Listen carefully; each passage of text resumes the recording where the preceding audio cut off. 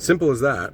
And I pray that He implants His Spirit in your heart and mind so that you can go home with the Lord.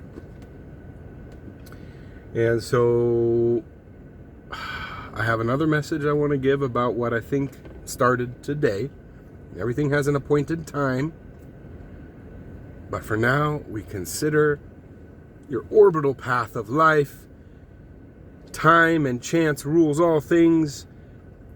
Is there an appointed time for your blessing in life? Yes. Is there an appointed time for opportunity? Is there an appointed time for the return? Yes. Nothing is random. That is a lie. Everything is appointed.